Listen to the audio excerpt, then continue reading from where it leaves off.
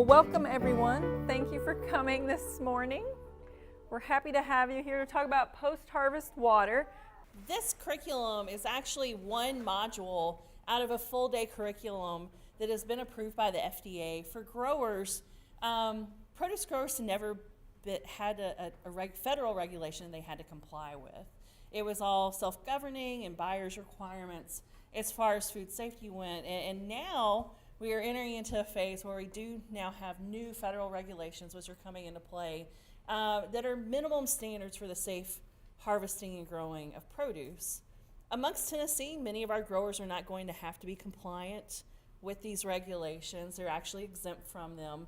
But it's still a good idea to know, if you're trying to have a business, it's good to not have practices in place that could open you up to having food safety issues and making people sick. So this portion of the module is going to actually focus on water that is used after harvest, from harvest on, so post-harvest water.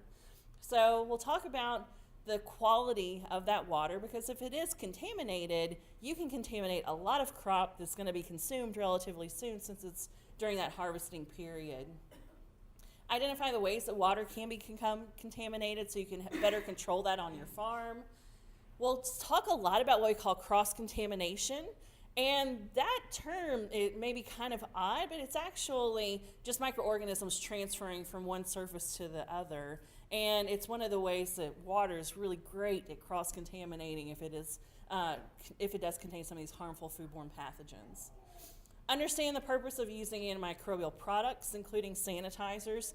There are a lot of misconceptions out there as far as what you need to do to manage risk and what's allowed, even in organic production. A lot of people have this misnomer, you can't use sanitizers, and you definitely can. Describe practices to maintain and monitor the quality of the water used in post-harvest activities. Make sure it's always of the highest quality. You don't have any of this cross-contamination risk. And then lastly, record keeping. Everybody hates having to write things down. They feel as if it slows them down. But if you're already doing a practice, it's really good principle to actually write down so you can trend, is everything happening the way that you expected it to be happening, especially as you grow your farm and your business and have more people involved in that. And then lastly, we'll cover corrective actions, basically a term that you use, or what do you do when things go wrong and how do you mitigate that? So agricultural water quality. All water must be of safe and of adequate sanitary quality for its intended use. And as Faith likes to say, what is adequate?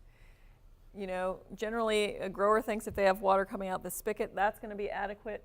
But in this case, we're talking about adequate food safety quality for what you're putting on your crop. And so there are two parts of this module. We did one last night. That's the production water. That's what it's talking about, parts 1 and 2. And today we're covering just post-harvest water, so all the uses after you harvest the crop where you might be using water. So it's important for growers to understand that we don't grow produce in a bubble, and that the foodborne pathogens, and when I say that, I just mean microorganisms that can make people sick if they consume them. The foodborne pathogens are normally found in our environment. So knowing the fact that you're going to have, hopefully only low levels, but you're likely to be harvesting produce that has a low level of contamination on it, it's important to know that you're not ever going to get risks down to zero. And people don't like that idea because it's in an area they're not familiar with. But whenever we go into a car and drive a car, we assume risk, right?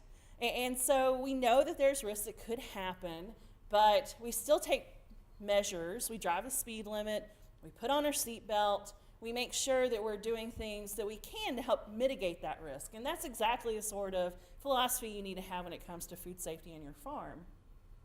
So you can't eliminate every food safety risk in the field. You're going to have very, very low levels of contamination coming in. And in essence, what happens is when produce is exposed to water, those microorganisms that may be on that produce basically see that as a great vehicle. Some of them will fall off, and then all the produce that's washed in that water afterwards can become cross-contaminated.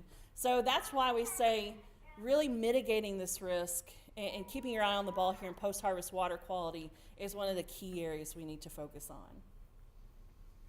So there are many uses for water after we harvest things. Rinsing your produce or washing it, depending on what the commodity is and how dirty it might be. And then if you have dump tanks and flumes, we don't generally use dump tanks and flumes here, but in the large operations in the West Coast, they do that quite a bit. And then cooling your produce down if you've harvested it when it's warm. And then things like making ice, or if you're using a post-harvest fungicide or a wax, or if you're hand washing or cleaning and sanitizing the equipment that you might have in your packing facility or packing line that you use. So for our water, it's important that you know the initial quality and intended use of the water they're using in any post-harvest practice. And it's important that you realize how you need to treat the water with a sanitizer especially, if it's being used. And we'll talk through some of the decisions on if you're going to use a sanitizer post-harvest. So adding a sanitizer to the water is not intended to actually wash off any contamination. A lot of people have this as a misnomer in that it's okay if I harvest a tomato that has a little bit of bird poop on it because I'm going to wash it, right? And that'll totally erase whatever bad stuff happened before. And that doesn't happen. And even something like a tomato, you're looking at it and you're like, oh, it's very smooth and doesn't, have a lot of attachment points. It's not like it's a cantaloupe or anything like that.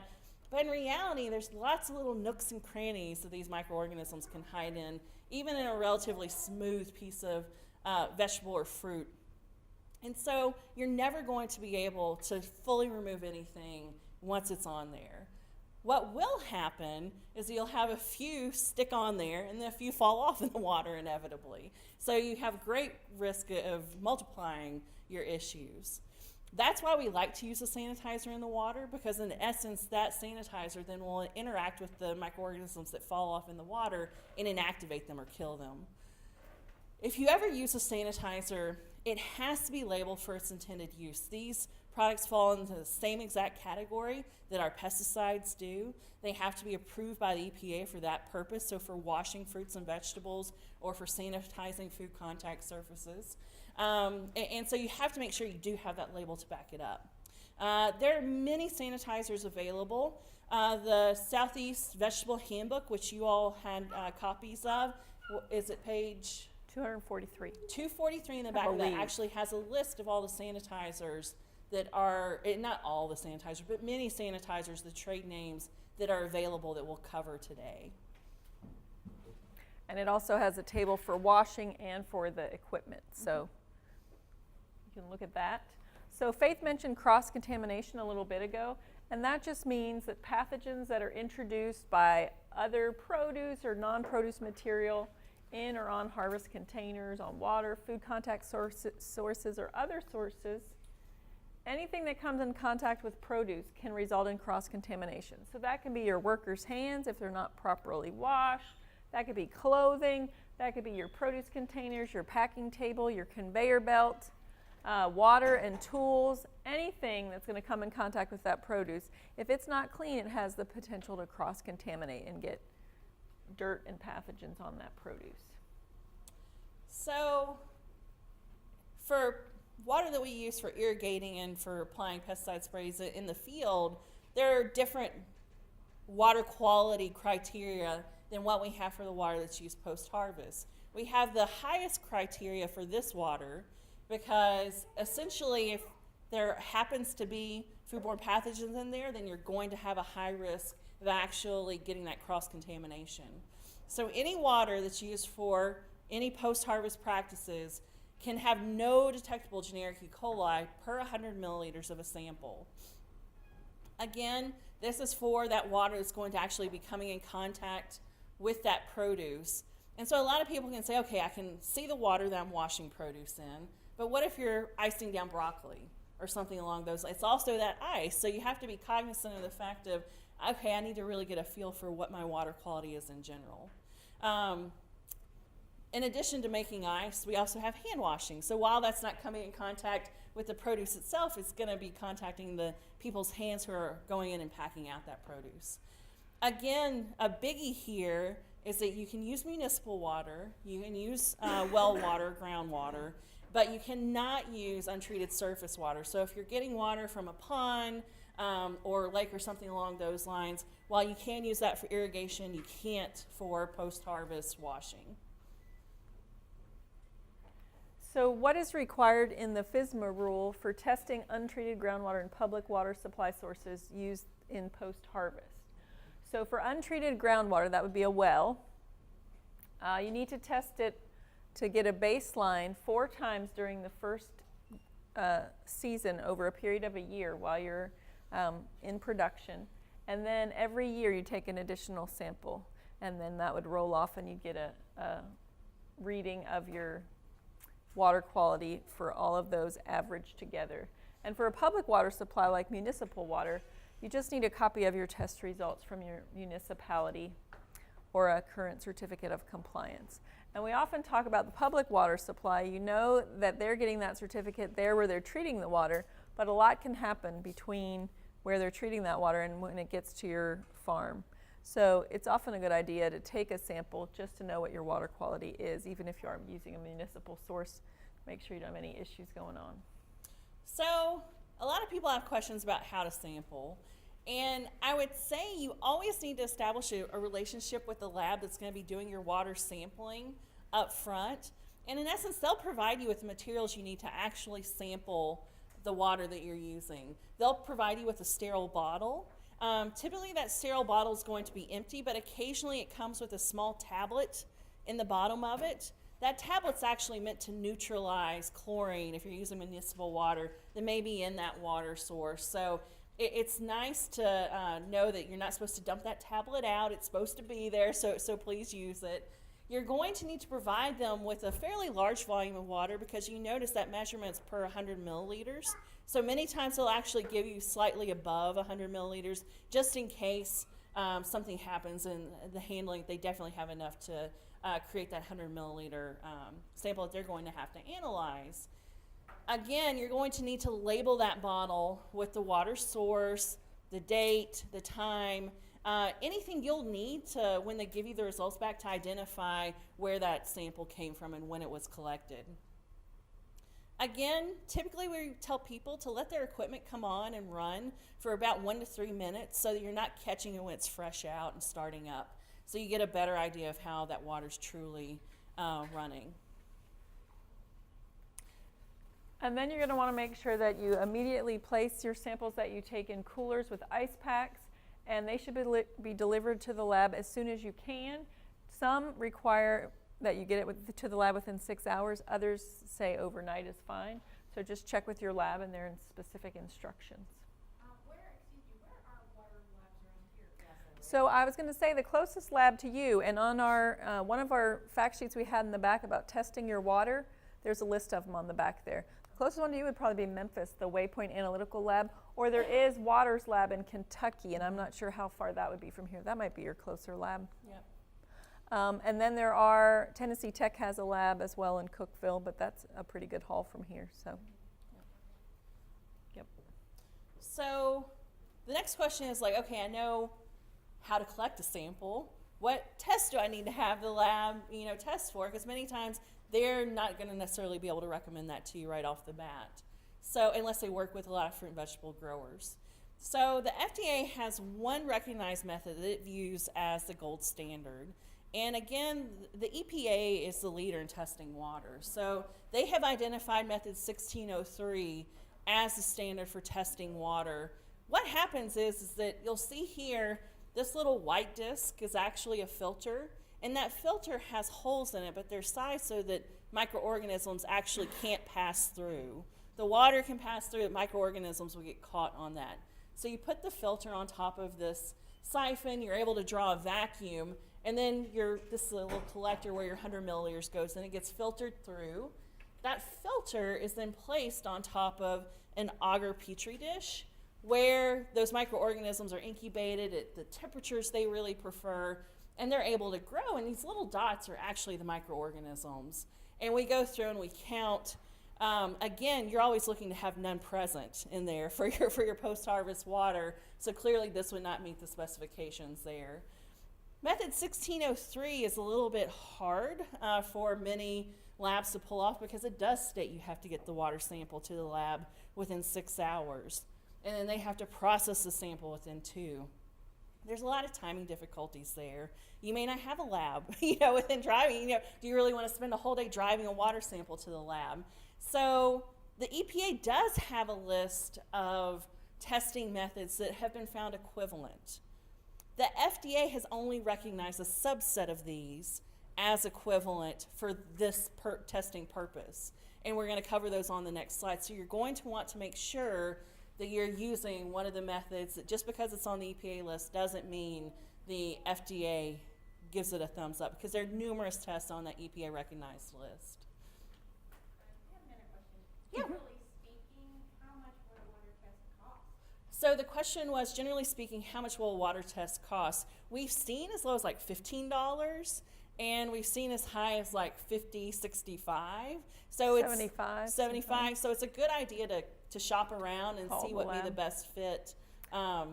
The last I had checked with Tennessee Tech, they were about 35, whereas others, it's going to depend on how many water samples you're doing too. So they generally give you a break if you're doing a higher number. So that might be a good way you could get your growers together if they're all going to water sample and And is that Get a break. $35 per sample or per sample? Yep, $35 per sample.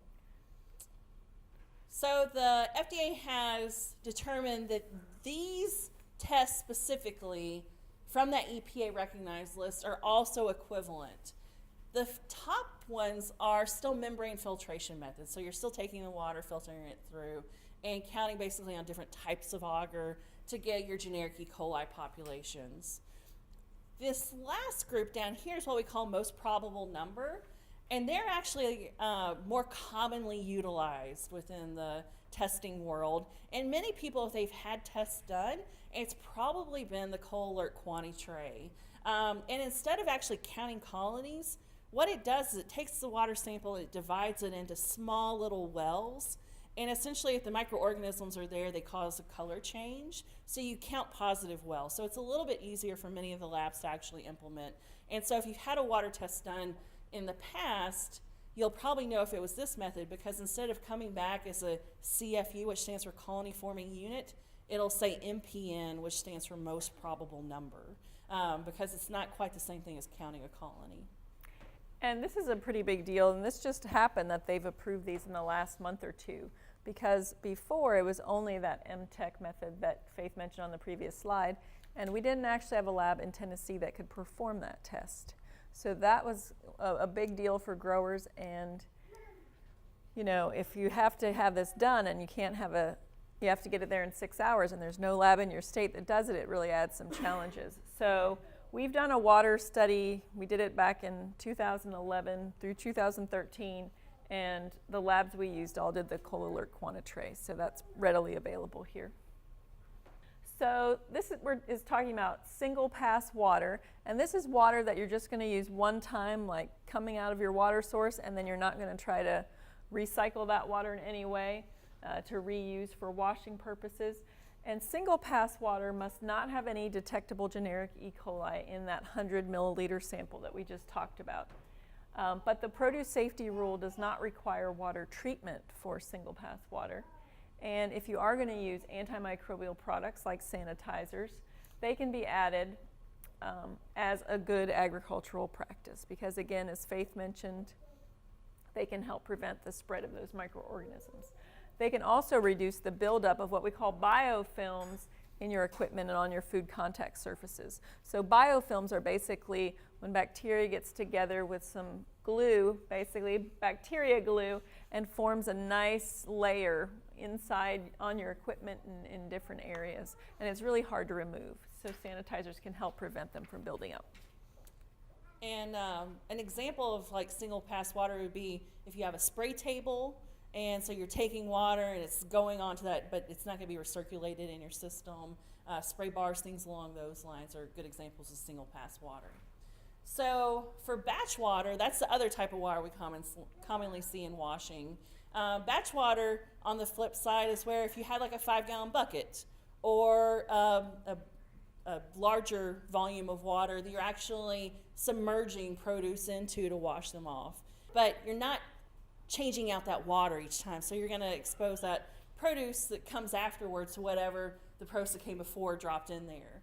So the regulation here is that you have no detectable generic E. coli per 100 milliliters at the beginning, and then additionally, you cannot allow for any microorganisms to build up all throughout use. So you have to maintain that there's still no generic E. coli the entire time you're using that water.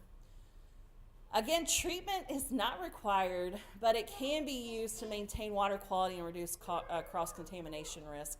I would say it would be fairly hard for you to actually maintain that water quality requirement without having a sanitizer in that water. So again, any antimicrobial product that we're using, and there we're talking about sanitizers, must be labeled for use. The label's the law, so it has to be labeled for post-harvest washing of fruits and vegetables. And you also need to have a schedule that you establish for changing batch water, because it's not like you can run it indefinitely and it's going to be good from one day to the next. You're going to have some way of assessing it and deciding when for your farm you're going to change that out. A lot of times that's hard for people, but in essence, you set your own ground rules as far as what you're going to do for mitigation there. And that's going to vary depending on the crops that you're growing, of course, and how dirty they are. So some people like to start with cleaner crops and work their way up to dirtier crops so their water stays cleaner. Like with root crops, it's pretty filthy from the beginning. So a lot of people start with a spray table or something like that and try and get the big, The bulk of it off, Yeah. right? Yeah. yeah. The question was, like with root crops, what do you do? And a lot of times if you can remove a lot of those big dirt clods with a spray table and with the food grade hose, spraying those down to get those off, and then submerging them, trying to get that finer dirt off and get them further clean would be a good practice. All right, so the key water quality variables that we look at is, of course, the quality at the start of use, as Faith mentioned, and we're really drilling this into your brain that they can have no detectable generic E. coli in that 100 milliliter sample. And then the pH, because the pH can really affect the antimicrobial treatments, especially chlorine, and we'll talk about that in more detail. You also want to monitor your temperature, and we'll talk about that, but if your water is not within 10 degrees of the produce that you're putting in it, it can cause infiltration. And then turbidity, that's basically the dirtiness of your water, how dirty it's getting. So for pH, and we'll talk a lot about pH because it really can impact especially chlorine's effectiveness. So typically we see two common sanitizers used. They're chlorine, and then there's proxyacetic acid, or PAA. We'll talk a little bit more deeply about those today and make sure you're familiar with them. So chlorine essentially can be made inactive if you get into an alkaline situation. And so monitoring the pH of your water, not only the concentration of chlorine, is key. So you can monitor pH in several different ways. Most people will do it with pH test strips. They're very economical. You can also have pH meters, which cost more. They're typically around $150 to get a waterproof handheld pH meter. And then there's also titration kits. I would say they're very rarely used for monitoring pH. Again, chlorine, just the addition of chlorine, actually shifts the pH of the water more alkaline. So by doing that, many times people find they have to add a food grade organic acid, depending upon how much they're adding, to get it back into, typically we're shooting for like 6.5 to 7.5 for our pH of the water we're treating. So again, having that organic acid on hand so you can adjust the pH back down more towards that range if it is slightly alkaline. And making sure you actually have chlorine in an effective form that we need. And we'll talk a little bit more about what that effective form is. So temperature. When we have a difference between the produce and any water that you're dipping that produce into, that can cause infiltration or sucking of that water in through the stem scar of particular fruits and vegetables. So if there's any contamination in that water, now you've pulled it into the center of the produce and it's not just on the surface anymore. So you want to make sure you're monitoring temperature, and temperature can also affect the efficacy of your sanitizers as well. So 2 for 1 there. So if the post-harvest water temperature is too high and the pH is too low, if you're using chlorine, that's when we get gassing off, and it can become a health hazard for your workers. Oftentimes people are worried about chlorine in normal everyday use, and it's not an issue. This off-gassing isn't generally an issue unless you have this combination of water temperature that's too high and low pH. Yes? Why would you use hot water to wash vegetables? Yeah, that's a very good point. It is Because a good typically point. they're talking like 100, 120. Yeah, and you so wouldn't. we would not see that commonly used. It's really more That would so be an issue very- if you're for sanitizing purposes. Unless you were blanching Right. beans, but that's a whole nother like. No, no, Right. no. So the question was, why would you be using hot water for the purpose of washing produce anyways?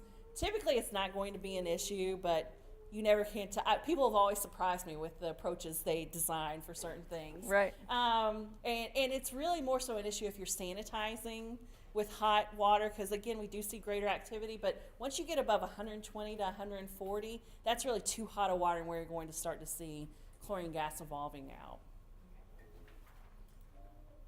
So this is a really nice diagram. It's a little hard to see here.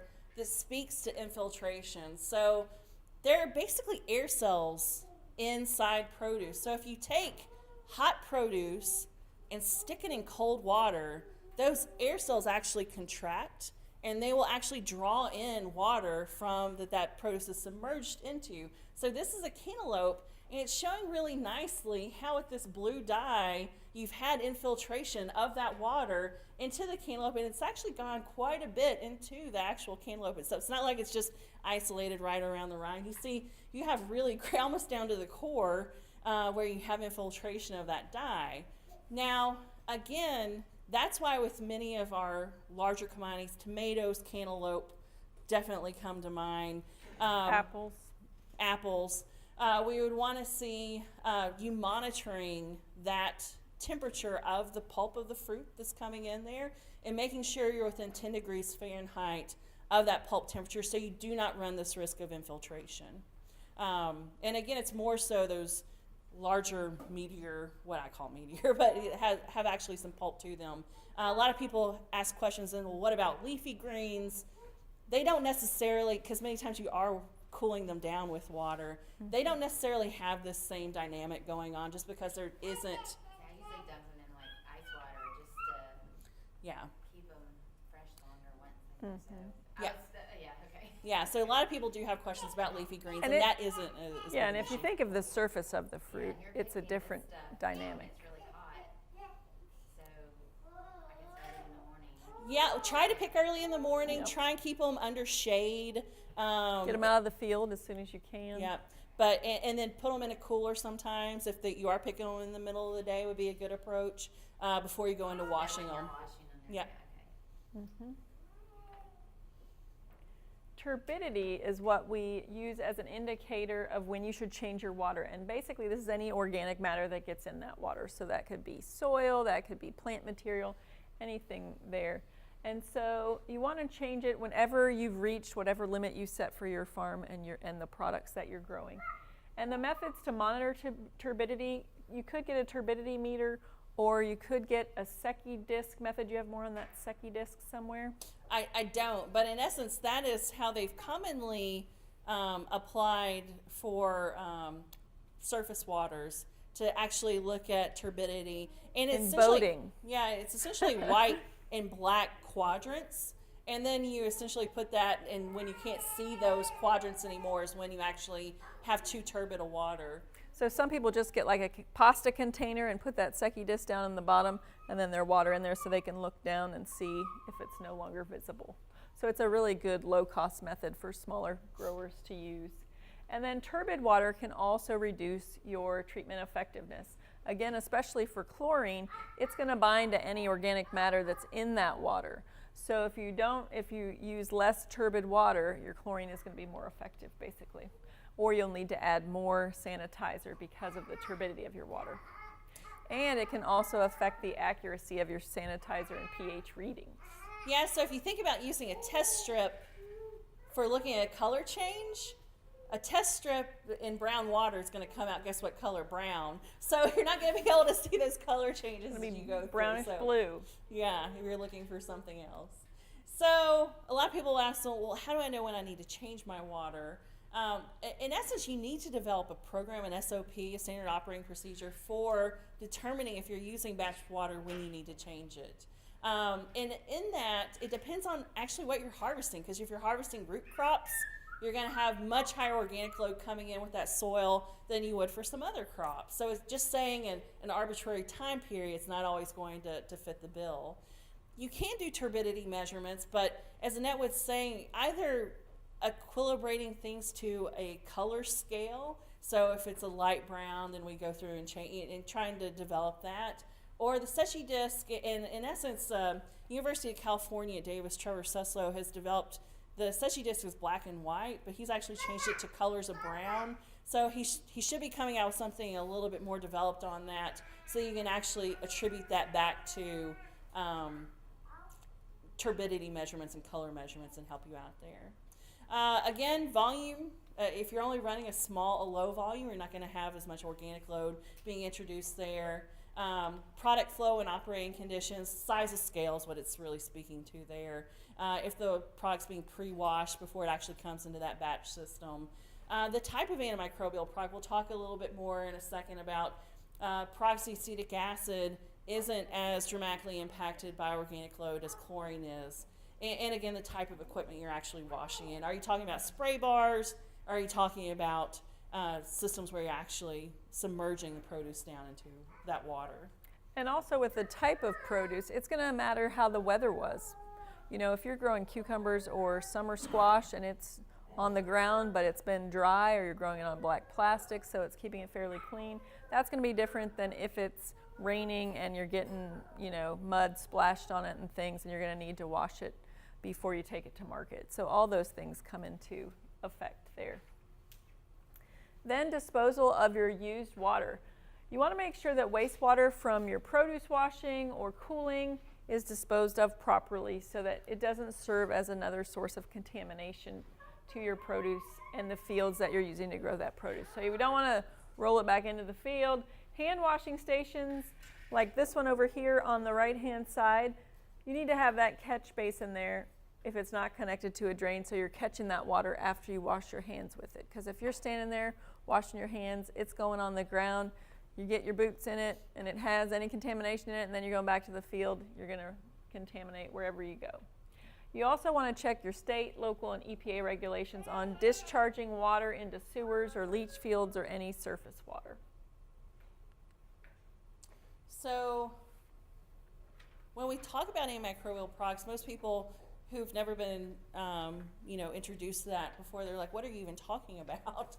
And so chlorine is one of the compounds that we commonly see used. The reason is it's been historically used for a very long time.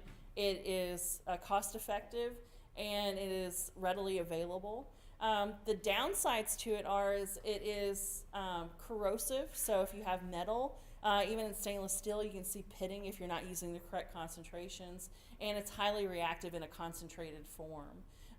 That's kind of the way it works. It's a strong oxidizer, and that's actually how it inactivates microorganisms. There are many compounds that fall outside of that chlorine category. Ozone is one where you actually generate that compound on site. That's commonly used for much larger scale production or fresh cut producers like our bag salad type of manufacturers. Peroxyacetic acid is another compound that a lot of growers work with. And then there's also hydrogen peroxide, and again, hydrogen peroxide in a very, very concentrated form. There are many different, this is like similar to drugs that we take. There's many different trade names out there that they have patents on. You'll find when you start comparing them that many of them have similar components when you're actually looking for these active compounds. So know that just because there's something new on the market that somebody may be interested in selling, it may not be any different than what you're currently using. Always check with, or from an organic standpoint, check to make sure, first of all, it's allowed in organic production. Chlorine, if you're using it to wash produce, you have to do a secondary wash with nothing more than 4 parts per million chlorine as a secondary wash. Peroxyacetic acid And typically you're using much higher concentrations, like 25, 50 parts per million, sometimes even up to 100 parts per million in that first wash with chlorine. For peroxyacetic acid, you can actually use it per the label within the guidelines. Usually it's 24 to 85 parts per million without that secondary wash per organic guidelines. Many times you're also going to be looking for those OMRI approved products and things along those lines, so that's always nice to know. But always as a secondary, check with your organic certifier, because ultimately they're the ones that are going to be evaluating your farm. Again, we've said this now, I think this is like the third time, you have to have a label for that purpose. So just because you can buy a brand name of bleach over the counter doesn't mean that you're like, oh, it's all the same, right? It's all sodium hypochlorite. Well, that's not necessarily the case. It actually has to have a label for washing produce. And while it may be the same compound, the manufacturer actually has to go through the work of getting that label approved by the EPA for that purpose. So sprays, dips, and other solutions, as Faith mentioned, there's an extensive list of these chemicals. Some have been extensively tested, some have not. So you want to make sure you have done your homework and you have good data before you adopt something. The main thing you want to consider is if the product has been labeled by the EPA or approved by the EPA. And you never want to use a chemical that hasn't been approved.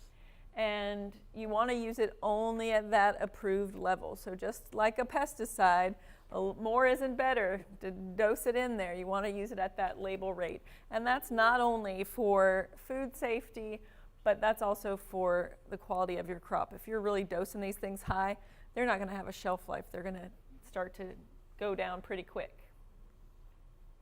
So let's talk a little bit about chlorine. We've told you that you can use chlorine, but haven't really gotten into some of the nitty-gritty details of it. Sodium hypochlorite is what you would associate with liquid bleach. So it's the liquid form of chlorine. Typically, it comes in 5 1/4 up to 12.5%. And again, we're really familiar with that in other purposes we may use around the house and things along those lines. Calcium hypochlorite is a much more concentrated form of chlorine, and it actually comes in either tablets or powder form.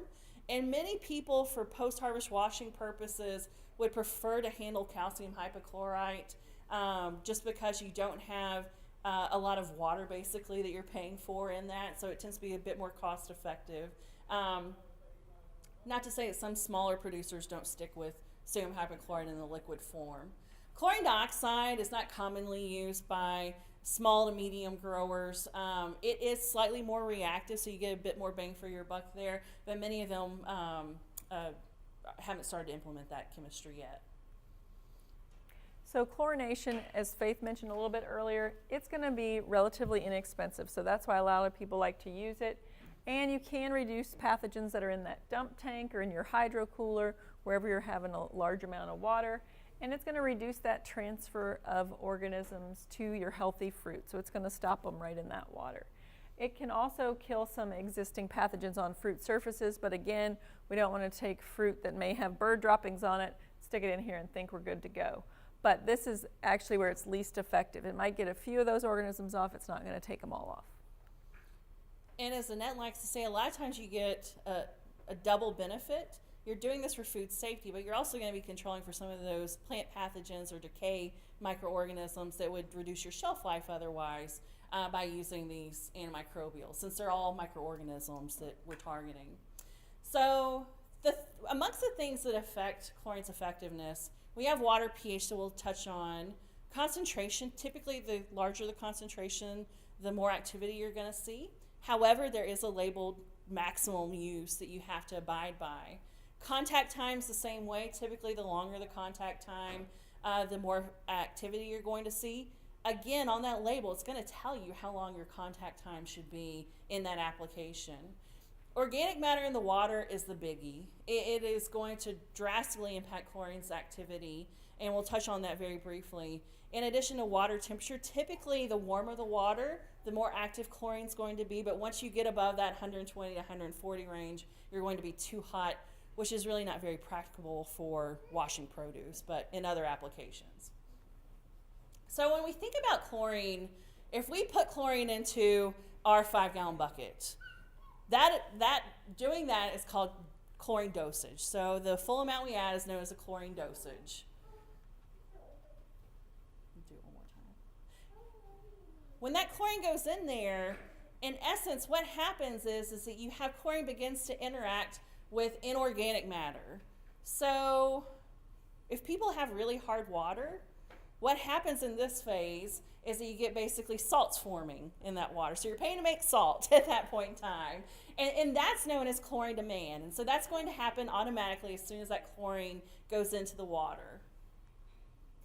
The rest of the chlorine in the water is known as total residual chlorine. And in the world of test strips and even what people who have pools or something like that may monitor for, a lot of times you're looking for total residual chlorine in that water.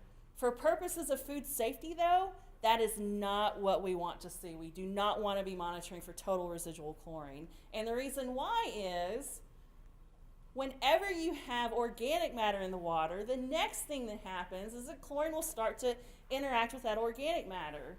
So where's organic matter going to come from? Yeah, soil, plant material, right? So it's all going to contribute to that. And so that's why we're saying the more turbid the water is, that's indicative of more soil being there.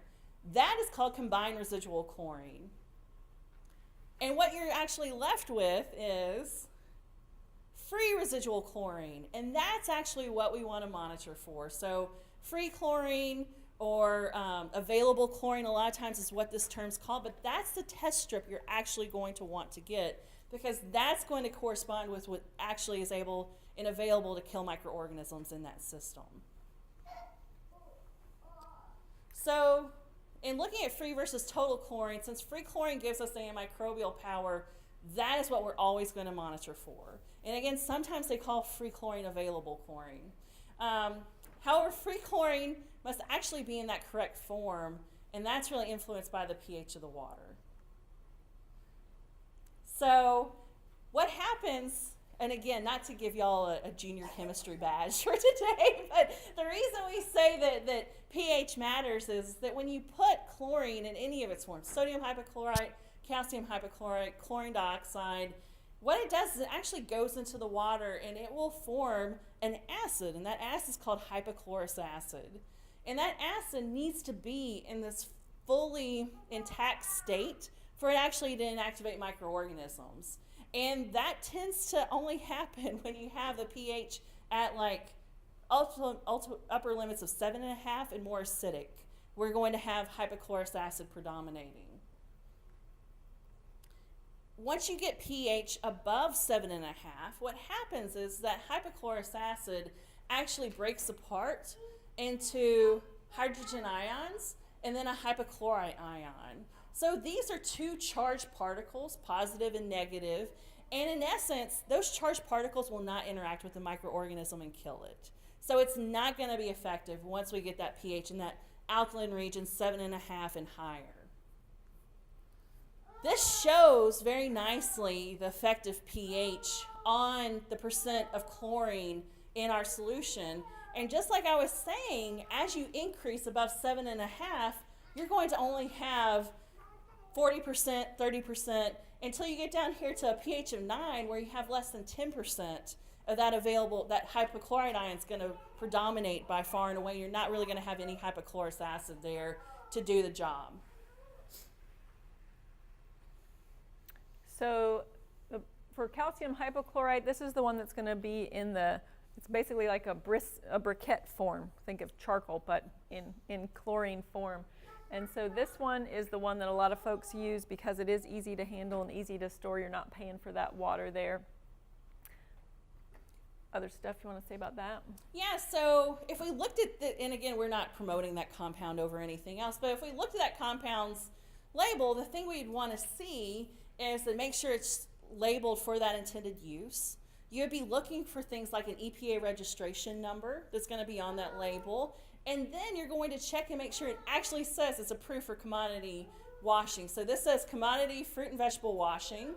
And you're washing fruits and vegetables to remove organic matter, then treat as noted below. So here we even have this compound broken down to different types of produce, the available chlorine, which is equivalent to that free chlorine measurement, and then what's the contact time that should be there. So this is an example of a label. Every label's different. So when people start shopping around, get that label ahead of time before you actually purchase the product to make sure it fits within the way you normally process. Because if you're sitting down here looking at something that requires like a 5-minute contact time, and you're like, well, I don't process that way, then you're gonna be stuck, with not adhering to the label recommendations. This is just another example of, these are actual briquettes. So how you actually dose with the number of briquettes to get a desired concentration in that. And this is the parts per million of chlorine in this column. This is the number of briquettes you actually have to have. And then this is per how many gallons of water. So many times you may actually have to do ratios to get your conversion down to the volume of water you're using. If it's there per 100 gallons and you're like, well, I'm only using 10. What do I need to actually dose with? So you actually get that appropriate concentration. So with calcium, or with chlorine, as we mentioned, you can do monitoring with the test strips for free chlorine, not that total chlorine, but the free chlorine. And we'll do that all after we eat lunch. And then you also wanted to monitor for that pH, so you're making sure you're staying within that neutral range. Other folks, generally larger operations, sometimes get this little meter over here on the right-hand side called an ORP meter, or oxidation reduction potential meter.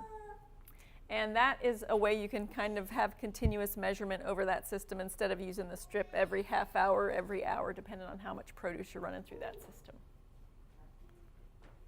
So proxyacetic acid is the compound we'll talk very briefly about next. So with proxyacetic acid, we call it by one name, but it actually has several compounds within it. So it has proxyacetic acid, which sometimes is referred to as paracetic acid, just to add some level of complexity in there for you. So we have paracetic acid. Change it up. But we're also going to have acetic acid generated and hydrogen peroxide, as well as water. So this compound over time will degrade to simply water, is what it evolves to over time. With that being said, each of the ones with a check mark are actually in microbial in nature, and that's why we see a higher oxidizing power, and we tend to get better activity out of proxyacetic acid when we're looking at things like organic matter in the water, because there's more there to overcome that organic matter. What we're actually measuring for is just the concentration of proxyacetic acid within that system, because essentially everything's in equilibrium. And if you're measuring for that, you're going to know that you have the proper concentrations of all the other compounds. Most commonly for this compound, we see a range of 24 to 85 parts per million for post-harvest water. So compared to chlorine, one of the advantages of peroxyacetic acid is that it's not impacted by that organic matter. And that is a big advantage, because then you don't have, okay, is my chlorine still effective, and dipping your strips and all of that good stuff. And it's going to retain its activity over a wider range of pH. So that's another advantage. The disadvantage of it is it's going to be more expensive. And this is just one example of a PAA product, Sanidate. So again, going in and looking at a compound similar to what we did for chlorine, essentially for Sanidate, again, it's proxyacetic acid, it's 5.3%. That's why it's called Sanidate 5.0, because that's referring to the concentration of that compound. The hydrogen peroxide in here, people always think, oh, hydrogen peroxide, I have that in my cupboard. You know, you have it at a very reduced level. This stuff, if you get it on your hands, you will know it. So you want to make sure you have protective equipment on. Protective eyewear is good too, in case it splashes up, because this will eat your skin. So people always think, oh, I like hydrogen peroxide. I use that when I get cut, right? I just put it on my cut. Yeah. The same product, but this is like hydrogen peroxide on steroids. So Yeah. So always with any of these compounds, they're in a concentrated form. You need to have your personal protective equipment in place, which usually is going to be rubber gloves, goggles, so in case you get splash up. Maybe investing in a pump to actually pump them out of the 5-gallon container they're going to come in. to try to So spill you're it not out trying when to it's full. pour them out. Yeah. It's always going to be key. So when we actually look at The label, their label, I'm not a huge fan of because everything's so condensed and in a column format. But here's one excerpt where it says it's for treatment of fruit and vegetable processing water. So, yep, checks the mark. We can actually wash fruit and vegetables in there. You're actually going to dose with a rate of 59.1 to 209.5 fluid ounces per 1,000 gallons of water. And you're like, well, I don't run 1,000 gallons of water. So again, you're going to have to do that ratio to get it down. So, you know, okay, I'm going to dose anywhere from 0.59 to 2.09 if I'm running 10 gallons of water. And that... Call you if we're I know you'll be washing Yeah. I have X amount of gallons and this is my pH Yeah, level and this is a little bit easier because it's just moving a decimal point since it's going from thousands down. So it's not quite as hard, but there are some that's pretty tricky. It's like, oh, I have to do math now. But for sure, always check with somebody if you're unsure. And actually, you're going to be verifying that you have this proper concentration with your test strip. So you're going to know if you're totally in the right ballpark or not. And that's going to give you 24 to 85 parts per million. And again, with our contact time, they have a minimum contact time of 45 seconds within that system. So practical applications for periacetic acid. For monitoring, the best way to monitor for this is with titration solutions, and we'll show you how to do all that in a little bit. There are also test strips that you can use, and they're right here, but they're not going to be as accurate as the titration system is. And you want to follow the time limits exactly to detect your peroxyacetic acid and hydrogen peroxide. Because if you have, essentially, If we you have let 'em go peroxyacetic longer, acid, but yeah. it'll start to It'll detect for start to hydrogen go to peroxide hydrogen peroxide also instead. if you let the time limit go too long. Yep. So always follow the label.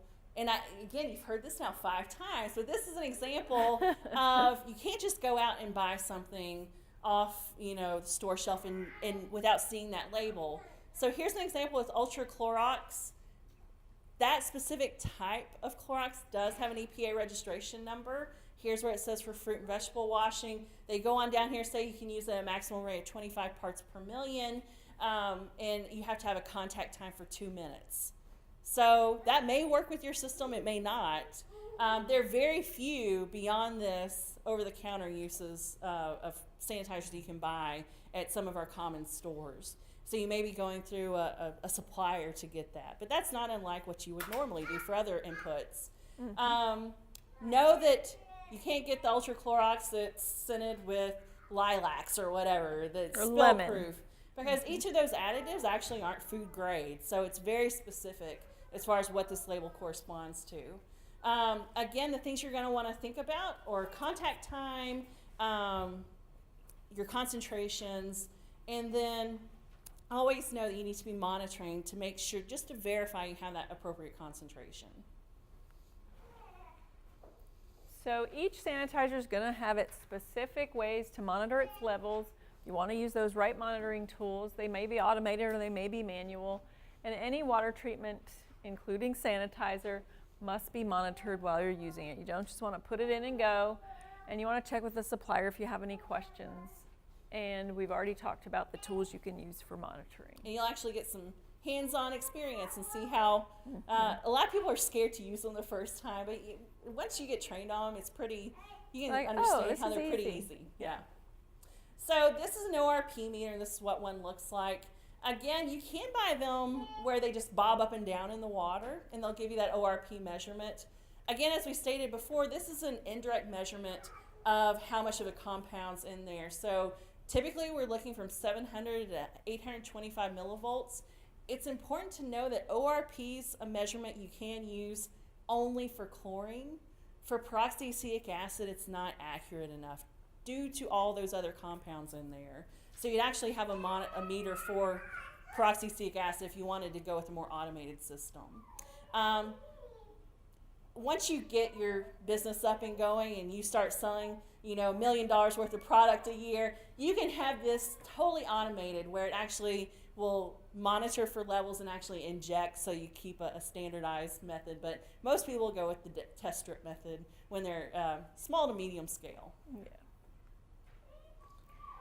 And examples of SOPs for post-harvest water management, so things you'd want to do SOPs on are when you're monitoring and adding antimicrobial products, when you're monitoring and modifying the pH, when you're modifying your water or the pulp temperature of your fruit to make sure it's not too hot to put in that water, when you're monitoring your turbidity or changing or adding water, and when you're calibrating your thermometers and sensors. And what we didn't tell you was also on that little USB drive we gave you is the food safety decision tree tool that we did with Cornell and the University of Minnesota. And within that document, it is many Word documents that you can take and tailor to your own farm. And so many of these logs and SOPs are already in there, so it's not something you have to start from scratch. And they're very basic, but they're already in there for you to use. Yep, and just make sure they actually reflect what you're doing. A lot of times people are like, Yeah. oh, I just took it. And I'm like, but are you doing what Right. it says? Yeah. And they're like, That's "Oh." important. So what happens when you find that something's out of what it should be? So if you're adding an antimicrobial and you say, okay, I need to always have at least 24 parts per million of peroxyacetic acid in there, and you find out you're at 5, well, what do you need to do? So in essence, a lot of times it's actually getting that level back up to the appropriate concentration. Whenever you have an issue where you may be using too much sanitizer for those automated systems, or even if you have new workers in and you're like, oh, I've already blown through a gallon of my sanitizer and that should last me a month and I've done it in a week. What's going on there? Making sure that people are trained and you're actually observing them doing those tasks effectively. Again, another example would be instead of concentration, that pH range outside, especially if you're using chlorine. Many times, you know, if you're more than a one-person operation, your workers are really keen to knowing when things are going askew, and it's worth investigating because you're also going to enable them and let them know that you actually care and that food safety is really important to you. You want to make sure you're doing things right. Whenever your monitoring and record keeping sheets are not correct, you're going to know this because you're actually going to be reviewing records, even if you're the one generating those records. If you ever have it look like as if people are pencil whipping it, is what I like to call, but they're pre-filling out logs because people are busy and they're like, oh, it's always 25. I'm just going to keep on writing 25 for the rest of the days. Or if you have issues where people aren't doing the test appropriately or you're outside of your ranges and they didn't understand that and take corrective actions. And going back to the SOPs, that's really important. If you're not the one doing the task, or if heaven forbid you are the only one that usually does the task but something happens to you, those SOPs are really important to make sure that somebody can do what you would normally do or do it the way that you want them to do it. And so the best way is to write that SOP, hand it to your worker, and then watch them do it as they read through it. And if something was unclear or they didn't do it the way you had envisioned it in your head, that's when you go back and add to that SOP and tweak it. So those can be very important. So for record keeping, it's going to help you document all water management activities. Again, if it's not written down, it didn't happen. So your water quality tests are going to be key for anyone. So even if you're using just single pass water and not putting any antimicrobial in there, you're going to get one water test to make sure you have no detectable generic E. coli. Again, if you are using a sanitizer within that water system, make sure that you have records to demonstrate your dosing at the appropriate concentrations. And a lot of times it's going to refer back to how much you're adding to the water in addition to test strips to verify that concentration. And again, with those corrective actions whenever you're outside of your specified working parameters. Again, this allows you, as you start to build more and more people working within your operation, you have a pretty good feel are things actually being carried out the way I intended them to be when I was a one-person show. And it gives you some knowledge there as you're reviewing those records. And then it also lets you identify patterns and trends to determine best practices or when problems tend to arise. So a lot of times it's good to recognize when people are doing a good job of managing things on your farm or within your operations, and to go back and retrain them if they're not hitting the mark a lot of times and what you need to focus on for your farm-specific training. And you also want to make sure that you're reviewing them every year. So if you tweak something from one year to the next, make sure you're writing it down. And so it's good to review those at the beginning of the season so you know, oh, we changed that from last year because this worked better for us. Just update it or update it as you go, and then you'll always be ready. That's easier said than done sometimes, though. So this is the last one between you and lunch. Hopefully now we've talked about post-harvest water, and you know that management can help prevent big or small contamination, prevent a small contamination event from becoming a big one. For harvest and post-harvest use, you want to use only water that has no detectable generic E. coli in that 100 ml sample, and then consider adding a sanitizer for post-harvest use just so you're not going to get that cross-contamination. Develop those SOPs for your key water management steps. Monitor your key variables of both the water and any sanitizer that you use to ensure that you have that high post-harvest water quality, and take corrective actions when you need to, and then keep those records.